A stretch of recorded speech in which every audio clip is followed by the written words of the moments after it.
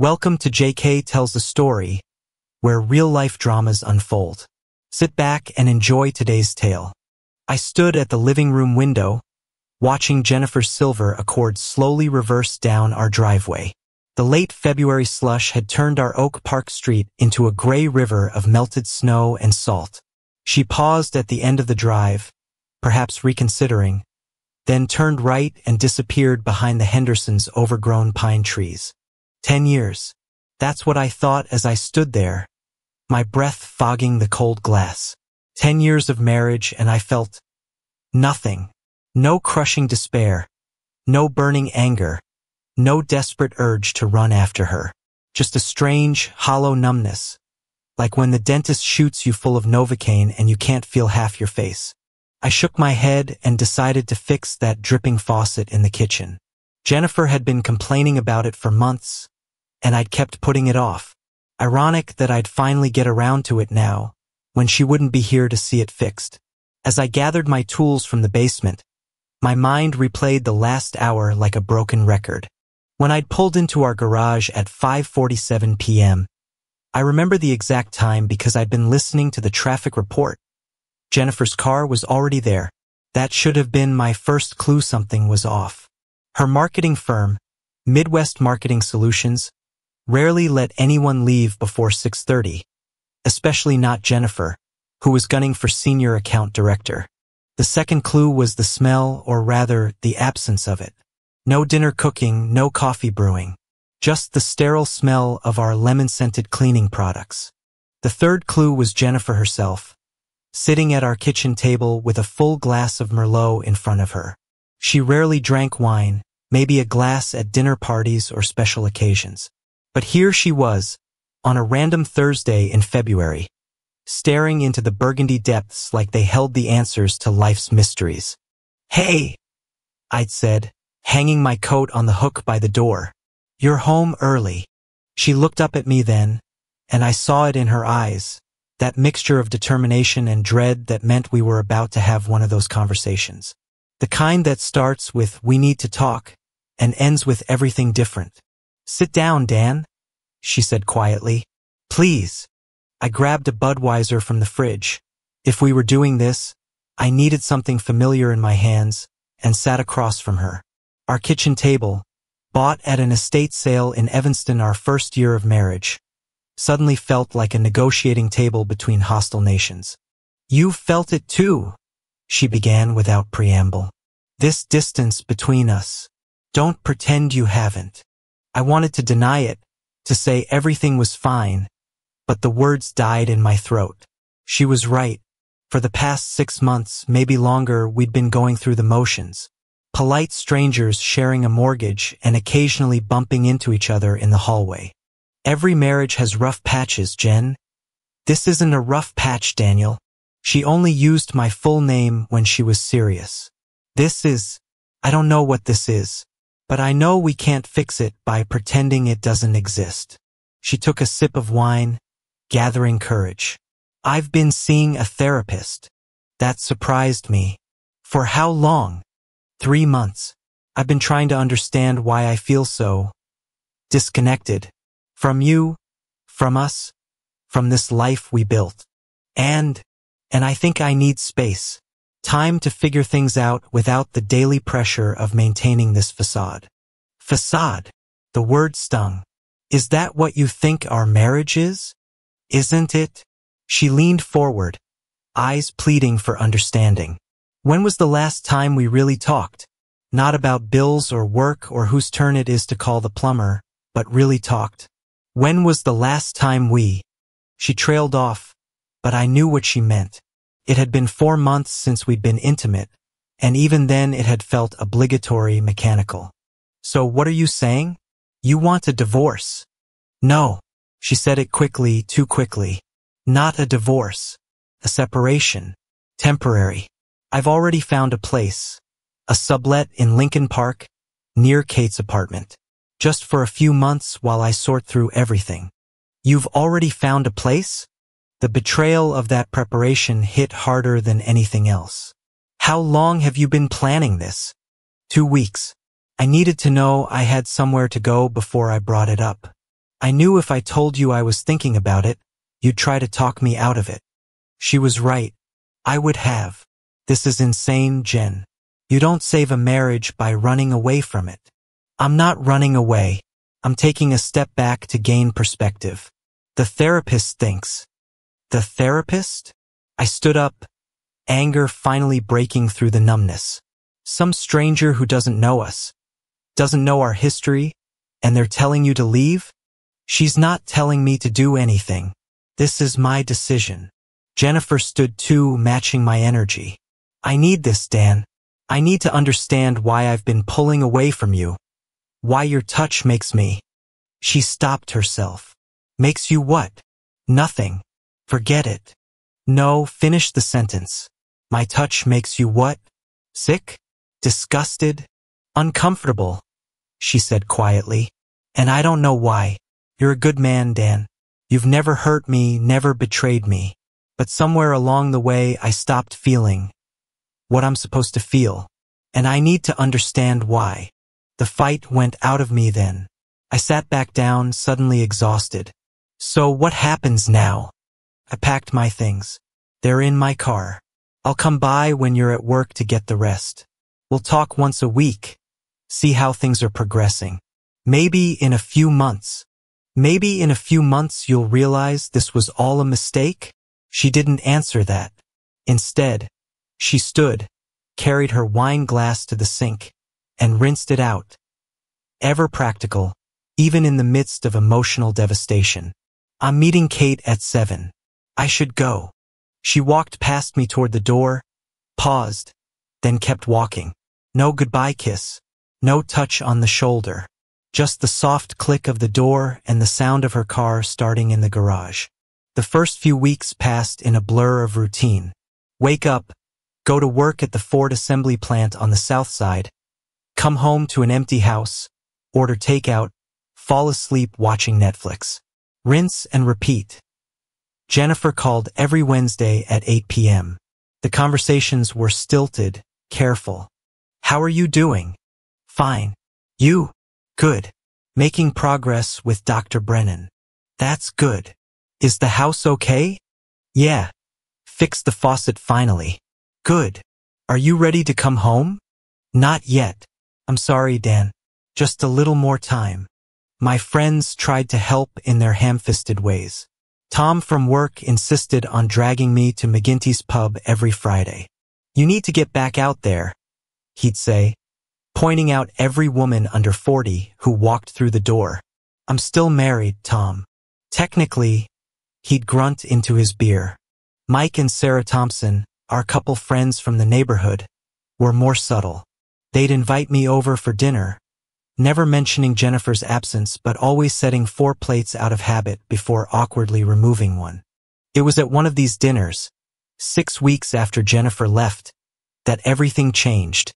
More pot roast, Sarah asked even though my plate was still full. I'm good, thanks. Mike and Sarah exchanged one of those married couple looks, an entire conversation in a glance. What? I asked. Nothing, Mike said too quickly. Come on. You two have been weird all night. Just tell me whatever it is. Another look between them. Then Mike sighed. There are rumors. What kind of rumors? About Jennifer. My stomach clenched. What about her? People are saying she's seeing someone. I forced a laugh.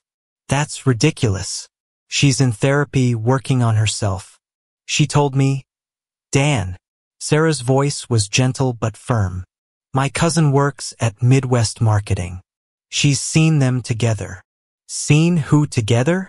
Jennifer and Bradley Stevens. The name meant nothing to me. Who's Bradley Stevens? He's an account executive at her firm. Transferred from the New York office about 18 months ago. 18 months. The timeline started clicking into place. Jennifer's sudden interest in working late. The new clothes she'd bought for important client meetings. The way she'd started guarding her phone. How long? My voice sounded distant, like it was coming from someone else. We don't know for sure, Mike said carefully. But the rumors started about a year ago. A year. while I'd been sleeping alone, thinking we were just stressed from work. She'd been with someone else. Why didn't anyone tell me? Would you have believed it? Sarah asked gently. Without proof. She was right. I would have defended Jennifer, insisted people were misinterpreting things. Even now, part of me wanted to deny it. I need to go, I said, standing abruptly. Dan, don't do anything stupid, Mike warned. I'm just going home. But I didn't go home. I drove aimlessly through Chicago's dark streets, eventually ending up at North Avenue Beach. I sat in my car, watching Lake Michigan's black waves crash against the frozen shore, and tried to process what I'd learned. The woman I'd married, the woman I'd built a life with, had been lying to me for a year. The separation wasn't about finding herself. It was about test driving a new relationship while keeping me as a backup plan. I pulled out my phone and scrolled through our text messages. All those working late texts. All those weekend conferences that I now realized probably never existed. How had I been so blind? The next morning, I called in sick to work, first time in 3 years, and drove to the offices of Chicago Investigative Services in Schaumburg. The receptionist, a woman who looked like she'd seen too much of humanity's dark side, didn't even blink when I said I needed someone to investigate my wife. James Crawford was a former Chicago PD detective who looked exactly like what you'd expect. Rumpled suit, coffee stain on his tie, eyes that missed nothing. Infidelity? He asked, cutting straight to the point. I think so. You think or you know? I've heard rumors. I need proof. He nodded, pulled out a standard contract. $1,500 retainer, $250 an hour plus expenses. I'll need everything. Her work address, this guy's name, recent photos, usual schedule, all of it. I provided what I could. Jennifer's routine, Bradley Stevens' name. The address of Midwest Marketing Solutions office in the Loop. How long will it take? Depends what there is to find. If they're active, a week maybe. If they're being careful, could be longer. Took 4 days. Crawford called me at work. Can you meet me at my office at 5? I spent the rest of my shift installing door panels on Explorers, my hands working on autopilot while my mind raced. Part of me hoped he'd found nothing, that it was all a misunderstanding. That hope died when I saw the folder on his desk. I'm sorry, he said, and seemed to mean it. There's no easy way to show you this. The photos were clear, professional, devastating. Jennifer entering a high-rise building in the Gold Coast. Jennifer and a tall, well-dressed man, Bradley Stevens, I assumed, having dinner at Gibson's Steakhouse. Jennifer kissing him in the doorway of what the report identified as his apartment. But it was the timeline that really destroyed me. Credit card records Crawford had somehow obtained showed restaurant charges going back 13 months. 13 months of lies. There's more, Crawford said quietly. He showed me hotel receipts from supposed conferences. Security footage from her office building showing them leaving together at least twice a week. Phone records with hundreds of texts between them. The separation, I said, my voice hollow. Was it so she could be with him? In my experience, probably testing the waters. If it works out with him, she files for divorce. If not, she comes back to you with some story about finding herself. I looked at the photos again. In one, taken just 3 days ago, she was laughing at something Stevens had said, her hand on his arm. She looked happy. Happier than I'd seen her in years. What do you want to do with this? Crawford asked. What are my options? Legally, Illinois is a no-fault divorce state, so the adultery doesn't matter much for divorce proceedings. But it might matter for asset division, especially if marital funds were used for the affair. I thought about our savings account, slowly drained over the past year. All those new clothes and work expenses. Make copies of everything, I said. I'll need them for my lawyer. I didn't confront Jennifer immediately. Instead, I spent the next 2 weeks methodically preparing. First, I opened my own bank account at a different bank, transferring my direct deposit from work. Then I met with Marcus Williams, a divorce attorney recommended by a guy at work who'd been through a brutal split. The house is in both your names, Marcus asked, reviewing the documents I'd brought. Yes, but we have significant equity. Bought it 8 years ago before the market went crazy.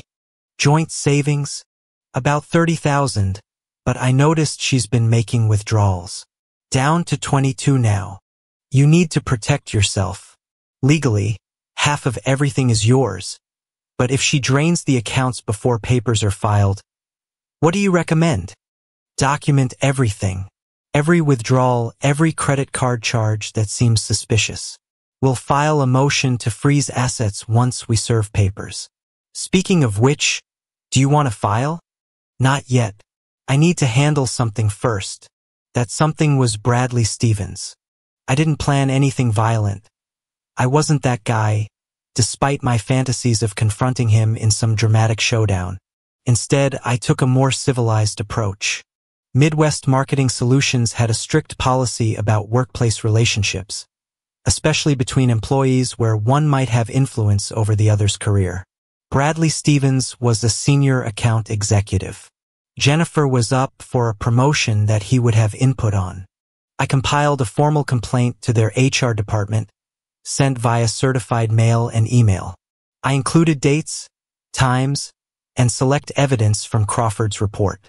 The relationship predated Jennifer's separation, constituting a violation of company policy and potentially creating a hostile work environment for other employees. I also sent a copy to their biggest client, mentioning my concern about the professional judgment of a firm that allowed such behavior among its senior staff. 3 weeks later, I heard through the rumor mill that Bradley Stevens had been let go. Restructuring, the official story went. But everyone knew the real reason.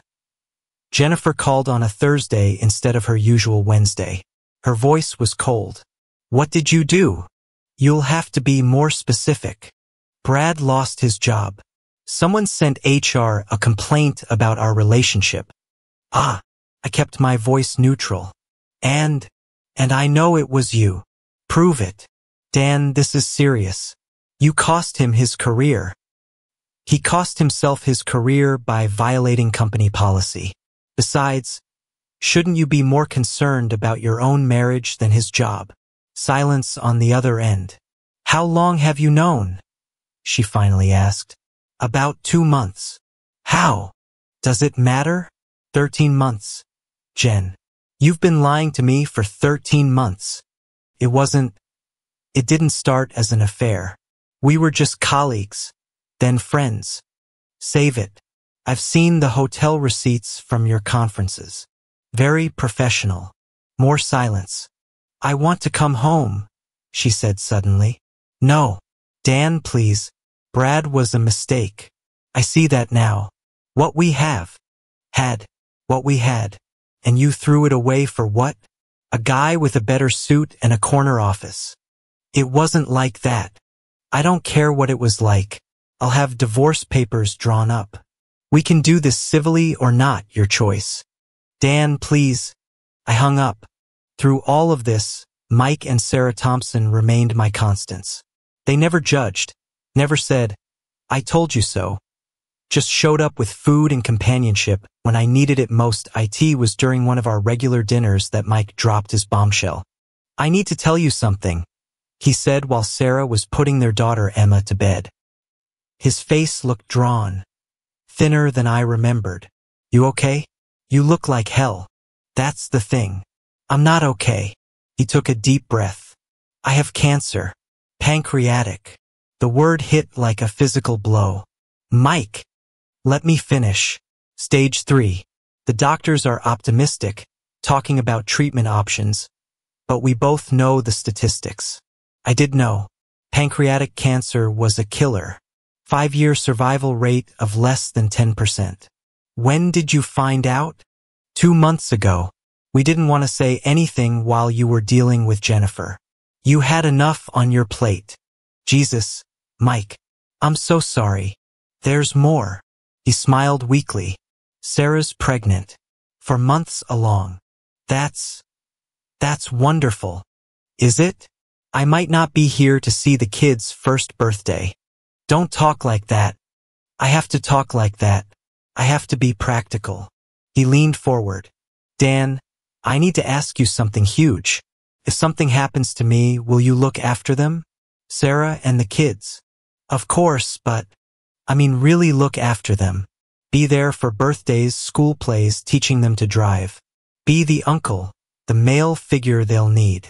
Mike, you're going to beat this. Maybe. Probably not. But I need to know they'll have someone. You're the only one I trust with this. I reached across and gripped his shoulder. I promise. Whatever they need. Good. He smiled, looking relieved. Good. Now let's eat before Sarah comes back and wonders why we both look like we've been crying. Mike fought harder than anyone I'd ever seen.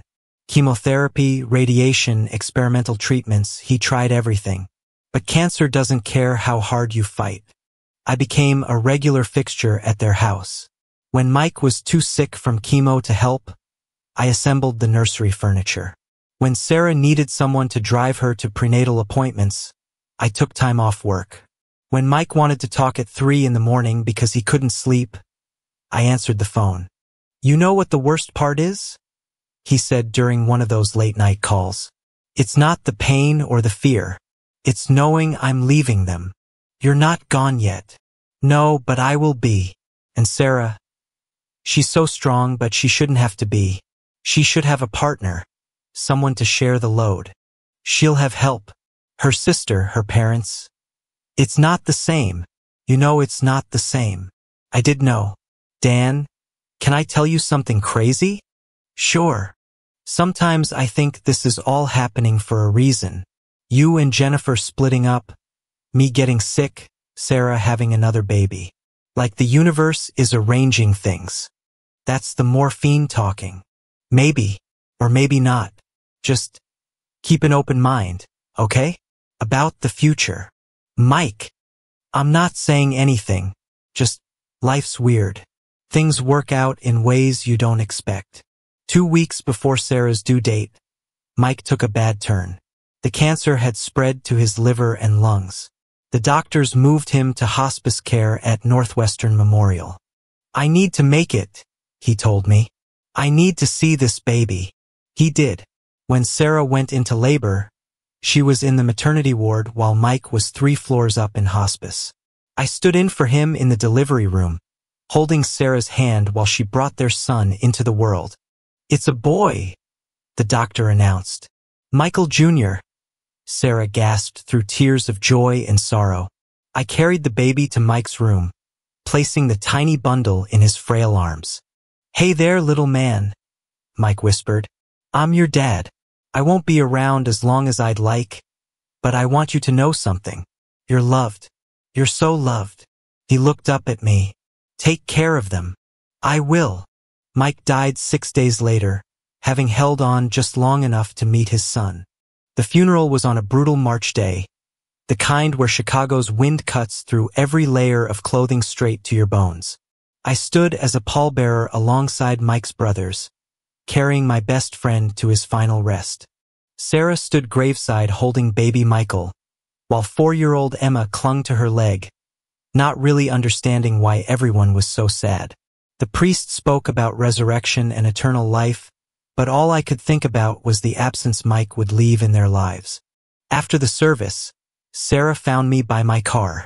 He left you something? She said, handing me an envelope with my name in Mike's shaky handwriting. He made me promise to give it to you today.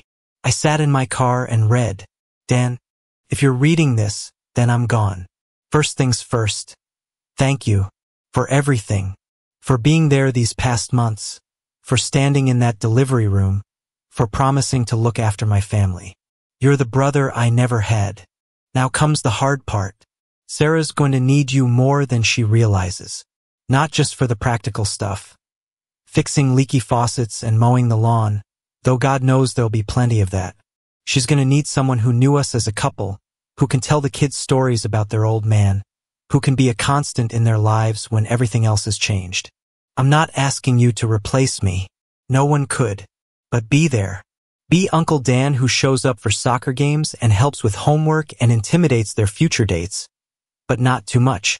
Here's the thing, though, and this is important, Sarah's amazing. You know this. She's smart, funny, kind, and a wonderful mother. She's also going to be lonely. Not right away, but eventually. And when that happens, I want you to know something. You have my blessing. I know that sounds weird, a dying man giving permission for his best friend to date his wife. But I've thought about this a lot. Sarah deserves to be happy. You deserve to be happy. And if, somewhere down the line, you find that happiness together, then that's beautiful, not betrayal. Don't force it. Don't rush it. But don't close yourself off to the possibility either. Take care of my family, Dan. Love them like they deserve to be loved. And know that wherever I am, I'm grateful. Your friend always, Mike. I sat in that car for 20 minutes, crying like I hadn't cried since I was a kid. The divorce with Jennifer was finalized in May. She got the house. Her parents had helped with the down payment, so it seemed fair. I found a 2-bedroom apartment in Wicker Park, close enough to help Sarah but far enough to have my own life. Every Saturday became Sarah Day. I'd show up at 9 with coffee and donuts, then tackle whatever needed doing. Fixing the garage door, cleaning gutters, teaching Emma to ride her bike without training wheels. Sarah would make lunch and we'd eat together, talking about everything and nothing. You don't have to do this every week, Sarah said one Saturday in July as I installed a ceiling fan in the nursery. I promised Mike. You promised to help, not to become our unpaid handyman. I like being here, I admitted. It's better than sitting in my apartment feeling sorry for myself. How are you doing? With everything? Better. The divorce is final. Jennifer's moved to California with Bradley. Oh, did I mention that? They're engaged now. Seriously? That was fast. Apparently true love waits for no one, I said dryly. How about you? How are you holding up? Some days are better than others. Nights are the hardest. That's when I miss him most. Yeah. We worked in comfortable silence for a while. Then Sarah said, Emma asked about you yesterday. Oh, she wanted to know if Uncle Dan was going to be her new daddy. I nearly dropped the screwdriver. What did you tell her? That Uncle Dan is Uncle Dan, and that's special in its own way. Good answer. She loves you, you know. You're the only constant male figure in her life now. I love her too. Both of them. Sarah smiled softly. I know you do. Summer turned to fall, fall to winter. Chicago's brutal cold settled over the city like a heavy blanket. I spent Thanksgiving with Sarah and the kids, cooking a turkey for the first time in my life, with significant phone guidance from my mother. Christmas was harder.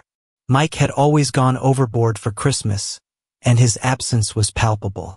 But we got through it, creating new traditions while honoring old ones. By spring, a year had passed since Mike's death. The sharp edge of grief had dulled to a persistent ache. Sarah was laughing more. Emma had stopped asking when Daddy was coming home. Baby Michael, now walking, called me Dan Dan, and reached for me whenever I arrived. It was a Saturday in May when things shifted. I was pushing Emma on the swing at the park while Sarah sat on a bench with Michael. Higher, Uncle Dan. Higher. Any higher and you'll launch into space. Yes, space. I caught Sarah watching us with an expression I couldn't read. What? I asked, walking over while Emma continued swinging. Nothing. Just, this is nice. Yeah, it is. Dan, can I ask you something? Sure. Do you ever think about the future? About what happens next? Sometimes. Why? I've been seeing a grief counselor. She asked me to think about what I want my life to look like in 5 years. And I realized I can't picture it. For so long, my future included Mike. Now it's just blank. That's normal. Is it? It's been over a year. At some point, I have to start living again.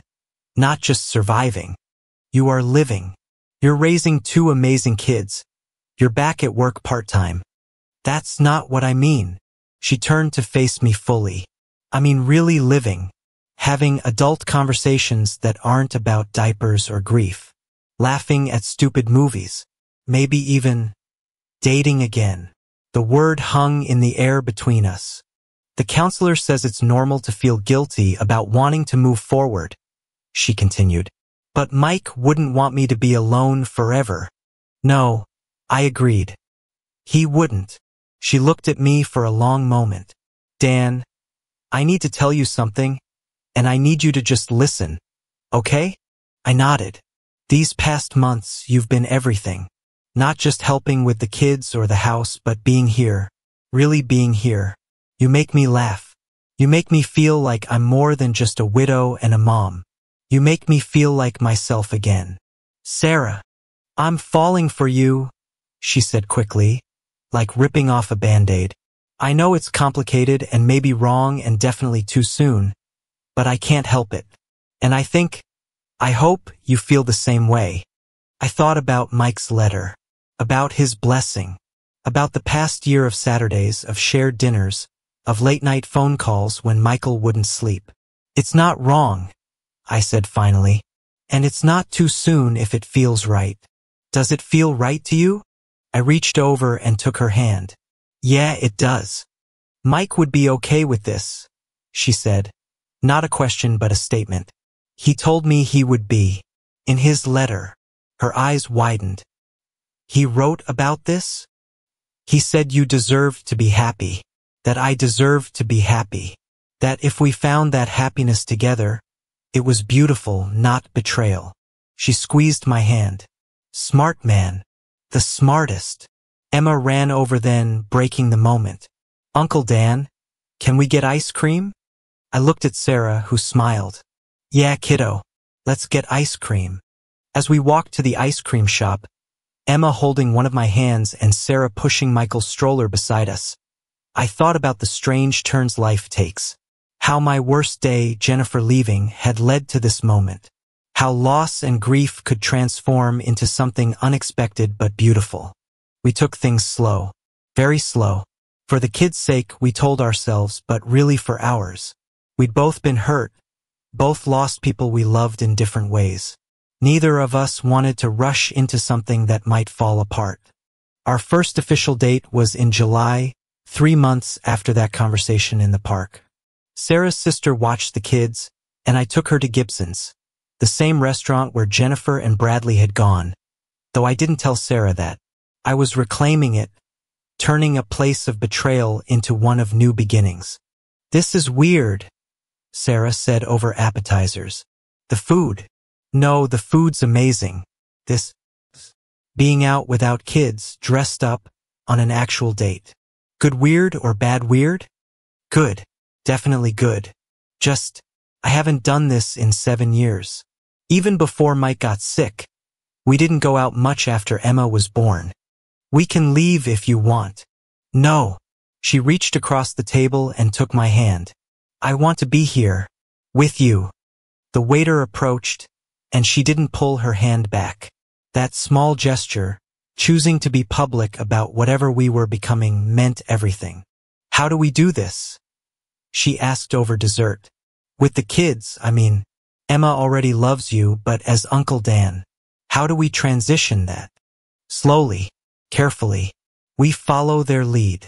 What if they're not okay with it? Then we deal with that when it happens. But Sarah, Emma already asked if I was going to be her new daddy. Maybe kids understand these things better than we think. She smiled. Mike always said you were smarter than you looked. Thanks, I think. We laughed, and it felt good. Natural. Right? The drive home was quiet, comfortable. When I walked her to her door, she stood on her tiptoes and kissed me. It was soft, tentative, a question more than a statement. Is this okay? She whispered. More than okay. By September, we'd established a rhythm. I still came over Saturdays, but now I stayed for dinner. Sometimes I'd stay after the kids went to bed, and we'd watch movies or just talk. Sundays became family days, trips to Lincoln Park Zoo, the Museum of Science and Industry, Navy Pier. Emma adapted quickly, as kids do. She started calling us Dan and Mommy as a unit. Are Dan and Mommy taking us to the park? Can Dan and Mommy read me a story? Michael, now almost 2, just seemed happy to have another adult who'd play trucks with him endlessly. The first real test came at Emma's school's family day in October. Sarah was nervous. What if the other parents judge us? They all knew Mike. Then they knew Mike would want you to be happy. We walked in together, me carrying Michael, Sarah holding Emma's hand. There were looks, some whispers, but also smiles and nods of approval. Mrs. Patterson, Emma's teacher who'd known Mike, pulled me aside. He'd be glad, she said simply, that it's you. That evening, as I was leaving, Emma grabbed my leg. Uncle Dan, why do you always go home? Why don't you live here? Sarah and I exchanged looks over her head. Because I have my own apartment, sweetheart. But families live together. Are we a family? We're a special kind of family, Sarah said carefully. The kind where Dan goes home at night. For now, yes. Emma seemed to consider this. Okay, but maybe someday you won't go home. Maybe someday, I agreed. After she went to bed, Sarah and I sat on the back porch despite the cold. She's ready, Sarah said. Maybe more ready than we are. Are we ready? I don't know. Are we? I thought about my empty apartment, about the drawer of my things that had somehow accumulated at Sarah's house, about how home had stopped meaning my place and started meaning wherever they were. I love you, I said. It was the first time either of us had said it. I love you too, she replied without hesitation. I didn't think I could feel this way again. Mike would be thrilled, she finished. He loved you, he trusted you, and he knew us both well enough to see what we apparently took forever to figure out. So what do? We keep going, one day at a time, and when it feels right, you stop going home at night. 2 weeks before Thanksgiving, Jennifer called. It was the first time I'd heard from her since the divorce was finalized 6 months earlier. Dan, it's me. I know. What do you want, Jennifer? I heard you're dating Mike's widow. The gossip mill of Chicago's suburbs never ceased to amaze me. And, don't you think that's a little convenient? Your best friend dies and you swoop in on his wife. Be very careful what you say next. I'm just saying it looks suspicious. Mike had cancer for over a year. He asked me to take care of his family. I kept that promise. What happened after that is none of your business. I'm concerned about you, Dan. This isn't healthy. You're concerned. I laughed bitterly. You had an affair for 13 months. Lied to my face every day. Used our separation as a test run with another man. And now you're concerned about my healthy relationships? That's not. How's Bradley, by the way? I heard the engagement didn't work out. Silence. That's why you're calling, isn't it? Things didn't work out with your affair partner, and now you're fishing to see if I'm available. I made a mistake. You made about 1,000 mistakes, Jennifer. But the biggest one was thinking I'd be waiting when your new life fell apart. So you're with her now? Mike's wife. Her name is Sarah. And yes, we're together. We're building something real, something honest. 2 concepts you might not be familiar with. Dan, don't call me again, Jennifer. We're done. We've been done since the day you chose him over us. I hung up and immediately called Sarah. Hey, she answered, and I could hear the smile in her voice. How was work? Jennifer called. Oh, what did she want? To stir up trouble. She heard about us. And I told her it was none of her business. Also that she shouldn't call again. Are you okay? Yeah. Actually, I'm good. Felt like closing a door, you know? The last piece of the past getting put in its place. Good. Because I have news. What kind of news? The kind where Emma informed her entire preschool class that her Uncle Dan is now her mommy's special friend who makes her laugh. I smiled. Special friend, huh? Apparently you're very special.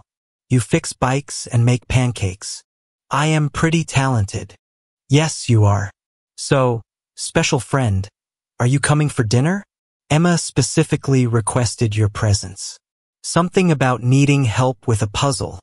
I'll be there in an hour. Dan? I love you. I love you too. Thanksgiving arrived with an early snowstorm that blanketed Chicago in white. Sarah's parents, Linda and Robert, were flying in from Florida, and I was nervous. They loved Mike, I said, adjusting my tie for the third time. They also love me and want me to be happy, Sarah replied, fixing my collar. Stop worrying. What if they think it's too soon? Then we'll explain that life doesn't follow a prescribed timeline. Linda and Robert arrived that afternoon. Robert shook my hand firmly, studying me with the protective gaze of a father. Linda hugged me, whispering, Mike spoke highly of you. Dinner was at Sarah's dining room table. Emma had made place cards, carefully writing each name in crayon. She'd put mine next to Sarah's, with a heart drawn between them. So, Dan, Robert said as I carved the turkey, Sarah tells us you work at the Ford plant. Yes, sir. Been there 12 years now. Honest work. Mike respected that about you. Mike was a good friend. The best from what we hear. He trusted you with his family. The weight of that statement hung in the air. I don't take that trust lightly. I can see that. He smiled then, the tension breaking. Emma, tell Grandpa about the bike Uncle Dan fixed for you. The rest of dinner was easier, filled with laughter and stories. After dessert, while Sarah and her mother cleaned up, Robert pulled me aside. Mike called me, he said quietly, near the end, told me about you, about his hopes for Sarah and the kids. He said if anyone could help them heal, it would be you. Sir, I'm not saying we're not concerned about the timing, but we see how Sarah looks at you, how the kids light up when you're around. That's what matters. Thank you. Take care of them, Dan. That's all we ask. I will. Later that night, after her parents had gone to their hotel and the kids were asleep, Sarah and I sat on the couch watching the snowfall. That went well, she said, curled against my side. Your dad's intimidating. He liked you. I could tell. How? He didn't interrogate you about your financial prospects or your intentions. Maybe he should have. Sarah sat up, looking at me. What do you mean? I mean, what are my intentions? Where do we go from here? Where do you want to go? I thought about it. Forward. Together. I want to wake up here every morning, not just sometimes. I want to officially be part of this family, not just visiting it. Are you asking to move in? I'm asking what you think about me moving in. She kissed me softly. I think Emma would be thrilled. She already asks why you have to leave. And you? I hate when you leave. The house feels empty without you. So maybe it's time you stopped leaving. I moved in the first week of December. It wasn't a big production. I didn't have much furniture worth keeping, and most of my things had already migrated to Sarah's house over the months. Emma appointed herself the supervisor of my move. This box goes in Mommy's room, she directed, pointing at a box of my clothes. Because that's where you'll sleep, right? Right, Sarah confirmed, smiling at me over Emma's head. And your books go in the office, but some can go in my room if they're good for bedtime. Which ones are good for bedtime? I asked.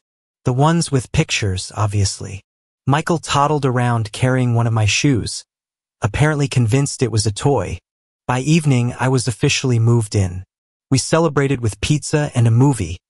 Emma wedged between Sarah and me on the couch, Michael asleep in my arms. Is this our family now? Emma asked during a quiet part of the movie. Yes, sweetheart, Sarah said.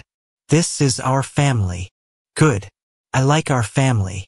Me too, kiddo, I said, kissing the top of her head. Me too. That night, as Sarah and I lay in bed, in our room, she traced patterns on my chest. Any regrets? she asked. About moving in? None. About any of it? How we got here? I thought about the journey, the pain of Jennifer's betrayal, the grief of losing Mike, the unexpected joy of falling in love with Sarah. No regrets. It all led to this. Mike would be happy, she said softly. Yeah, he would. I miss him. Me too. But I'm happy, Dan. For the first time since he got sick, I'm truly happy. Good. You deserve to be happy. We deserve to be happy. Our first Christmas together as a family was magical and chaotic in equal measure. Emma had written a very specific letter to Santa, including a request that Uncle Dan stays forever. Can Santa do that? She asked me seriously as we mailed her letter. I think that's already arranged, sweetheart. Good. Then he can focus on the bike and the Legos. I played Santa on Christmas Eve, assembling toys until 3 in the morning while Sarah wrapped presents. We were exhausted but giddy, like kids ourselves. Christmas morning was a whirlwind of wrapping paper and squeals of delight. Emma got her bike and Legos. Michael got more toys than any 2-year-old could need. Sarah surprised me with a watch, Mike's watch that she'd had repaired and engraved.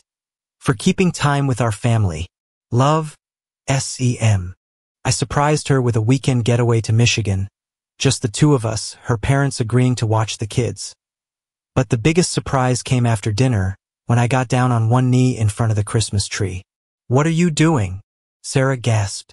Emma answered for me. He's proposing. Like in the movies. I laughed. She's right. Sarah Thompson, you and your children have given me a second chance at happiness I never thought I'd have. You've made me part of your family, and I want to make it official. Will you marry me? Sarah's hands flew to her mouth, tears streaming down her face. Yes. Yes, of course, yes. Emma cheered and hugged us both. Michael, not understanding but caught up in the excitement, toddled over and joined the group hug. Later, after the kids were in bed and we were cleaning up the Christmas chaos, Sarah stopped and looked at her ring. A simple solitaire, nothing flashy. It's perfect, she said. Are you sure we're not moving too fast? Dan, we've known each other for 8 years. You've been part of our lives every single day for the past 18 months. If anything, we're moving at exactly the right pace. What do you think Mike would say? I think he'd say it's about damn time. We laughed, and I knew she was right. We married on a perfect May afternoon, exactly 2 years after Mike's death. Some might have found the timing morbid, but for us, it felt like coming full circle, from grief to joy, from loss to love. The ceremony was small, held in the backyard of Sarah's house, our house now. Emma was the flower girl, taking her job very seriously, creating a perfect petal path. Michael was the ring bearer, though Sarah's sister had to carry him down the aisle when he got distracted by a butterfly. Tom from work was my best man. Sarah's sister Kate was her maid of honor. If someone had told me 3 years ago I'd be standing here today, I said in my vows, I would have thought they were crazy. But life has a way of breaking us down only to build us back up stronger. Sarah, you and your children didn't just heal my broken heart. You gave me a whole new one. You taught me that love isn't just about finding the right person, but about becoming the right person. I promise to honor not just the love we share, but the love that came before, the man who brought us together even as he had to leave. I promise to be the husband you deserve, the father Emma and Michael need, and the partner who stands by you through whatever comes next. Sarah was crying before I even finished. Dan, she began her vows. You showed up when we needed you most, but you did more than just show up. You stayed. You stayed through the hard nights and the harder days. You stayed when grief made us difficult to love. You stayed when staying was complicated and messy and unclear. You didn't try to replace what we lost. You helped us build something new while honoring what was. You taught me that hearts can expand, that loving again doesn't diminish what came before. I promise to love you not in spite of our complicated story, but because of it. I promise to choose you every day, to build our family with intention and joy, and to never take for granted the unexpected gift of this second chance at happiness. There wasn't a dry eye in the backyard. By the power vested in me by the state of Illinois, the officiant said, I now pronounce you husband and wife. Our kiss was interrupted by Emma tugging on my jacket. Does this mean you're my dad now? I scooped her up. What do you want to call me? She thought about it. Dad Dan. Because you're my dad, but you're still Dan. Dad Dan it is. At the reception, really just a barbecue with our closest friends and family, Robert raised a toast. To second chances, he said. To the courage to love again. To Dan and Sarah, who prove that sometimes the best things come from the hardest circumstances. And to Mike, who loved these people enough to make sure they'd be okay, even when he couldn't be here to see it. To Mike, everyone echoed. Later, as Sarah and I danced to our first dance song, At Last by Etta James, she whispered, Thank you. For what? For keeping your promise to him. For keeping your promise to us. For being brave enough to fall in love with a widow with 2 kids and all our baggage. Thank you for letting me. We're really doing this, aren't we? The whole thing, marriage, kids, suburban life. We really are. Having second thoughts. Never. You. Never. Emma ran up and hugged our legs, and I picked her up, the 3 of us swaying together. Michael toddled over, and Sarah lifted him. And there we were. A family formed from loss, strengthened by love, dancing into our future. The first year of our marriage was about finding our rhythm as an official family. Emma started calling me Dad more often than Dad Dan, though both were fine with me. Michael, now 3, had no memory of Mike and simply knew me as Daddy. We decided to sell my apartment and use the money to renovate Sarah's house. Our house. We added a home office for me and expanded the kitchen. Every change we made was intentional, honoring the past while building for the future. Jennifer reached out once more, a year after our last conversation. This time it was an email. Dan, I know you asked me not to contact you, but I wanted you to know I'm sorry, not just for what I did, but for trying to interfere in your new life. I heard you got married. I hope you're happy. Really. Jennifer, I showed it to Sarah. Do you want to respond? She asked. No. That chapter's closed. Good, she said, deleting the email. We have enough to focus on. She was right. Emma had started first grade and was struggling with reading. Michael was in his terrible 3s phase. Sarah was considering going back to work full-time now that both kids were in school or daycare. What do you think? She asked one evening as we reviewed the household budget. I think you should do what makes you happy. But financially, we'll make it work. We always do. She kissed me. How did I get so lucky? I ask myself the same thing every day. It was a Tuesday in October when Sarah called me at work, something she rarely did unless it was an emergency. Everything okay? I answered, already grabbing my keys. Everything's fine. Better than fine, actually. Can you come home early? Why? What's going on? Just come home. And maybe stop for champagne on the way. I found her in the kitchen, holding something behind her back, grinning like she had the world's best secret. What's going on? She held out a pregnancy test. Positive. Are you serious? 3 tests. All positive. We're having a baby. I swept her up in my arms, both of us laughing and crying at the same time. I thought we were being careful, I said. Apparently not careful enough. Are you happy? Are you kidding? This is amazing. How do you feel? Scared. Excited. A little nauseated. But that might be morning sickness. When do we tell the kids? Let's wait until after the first trimester, just to be safe. That night, after the kids were asleep, we lay in bed planning. We'll need to convert the office back to a nursery, Sarah said. I can work from the basement. Emma will be thrilled. She's been asking for a baby sister. What if it's a boy? Then she'll learn to adapt. I placed my hand on her still flat stomach. Our baby, she confirmed. Mike always wanted 3 kids. Said 2 wasn't enough for a proper basketball team. Well, we're giving him his wish in a way. In a way, she agreed, then grew serious. Dan, I need to ask you something. Anything. If something happens to me. Sarah, don't. No, listen. Mike's death taught me that we need to have these conversations. If something happens to me, you'll raise all 3 kids, right? Even Michael, even though... He's my son, I interrupted. Biology doesn't matter. I'm the only father he's ever known. Of course, I'd raise them all. Good. I'm updating my will tomorrow to make sure it's all legal. Nothing's going to happen to you. Probably not. But Mike thought he had more time too. We held each other tighter that night, aware of how precious and fragile happiness could be. We told Emma and Michael about the baby on Thanksgiving, with Linda and Robert present. You're going to be a big sister again, Emma, Sarah said. And Michael, you're going to be a big brother. Emma shrieked with joy.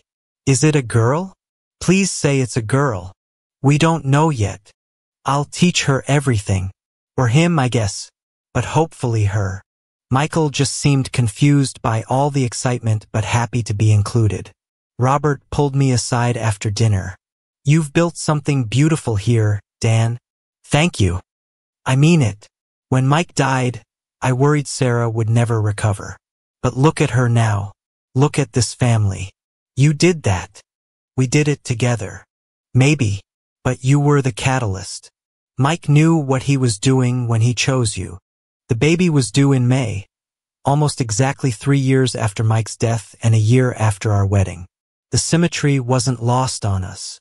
It's like everything's coming full circle, Sarah said one night as we prepared the nursery. Except this time it's a beginning, not an ending. The best kind of beginning. Winter gave way to spring, and Sarah grew rounder with each passing week. Emma talked to the baby constantly, telling it stories about our family, about Uncle Mike who was Daddy Mike first, about how Daddy Dan fixed bikes and made pancakes. Do you think it's confusing for her? Sarah asked. The whole 2 daddies thing? I think kids understand love better than we give them credit for. She knows Mike loved her, and she knows I love her. That's what matters. Sarah went into labor on a beautiful May morning. The kind where Chicago finally shakes off winter and remembers how to be warm. Linda took the kids while I drove Sarah to Northwestern Memorial, the same hospital where Mike had died, where Michael had been born, where so much of our story had unfolded. You okay? I asked as we checked in. Just thinking about the last time I was here for a delivery. How different everything was. Different but good. Different but good, she agreed. Labor was long but uncomplicated. I held Sarah's hand, coached her breathing, told her she was amazing approximately 1,000 times. It's a girl, the doctor announced at 3:47 p.m. Sarah burst into tears. A girl. Emma will be so happy. What should we name her? I asked, holding our daughter for the first time. Hope, Sarah said without hesitation. Hope Michelle Morrison. Michelle after Mike? If that's okay with you. It's perfect. When Emma and Michael came to meet their sister, Emma was beside herself with joy. She's so tiny. Can I hold her? We positioned Emma carefully in the chair, then placed Hope in her arms. Hi, baby sister, Emma whispered. I'm Emma. I'm going to teach you everything. Like how Daddy Dan makes the best pancakes and Mommy tells the best stories and Michael shares his toys sometimes. Sometimes, Michael protested, making us all laugh. That evening, after visitors had left and the kids had gone home with Linda and Robert, Sarah and I sat with our new daughter, marveling at her tiny fingers and toes. We did it, Sarah said. We really built this whole life. From some pretty broken pieces. The best mosaics are made from broken pieces. Thank you for your viewing. See you next time. If you enjoyed this, subscribe to JK Tells a Story for more tales.